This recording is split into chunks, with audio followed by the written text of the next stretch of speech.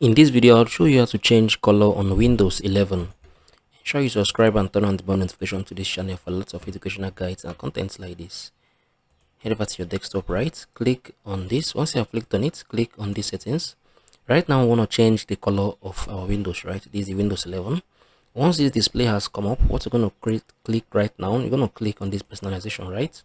Click on these colors, and right here you can see our Windows colors is currently on blue, right? So if you want to change the colors on your Windows, you can come on here and select anyone you want, right? If I click, let me see if I click on red right now, right? If I go back, you can see this my icons and everything is displayed on red, right? It's showing on red. So if I choose yellow, right, you can see all these are gonna be showing on yellow, right? If I click this, so I think it's gonna be in our default one, right? So this is it. So this is our default. So this is how you can change color on Windows 11. If you found this video helpful, share your thoughts below in the comment section. Thank you guys for watching through. I'm gonna see you all in the very next one.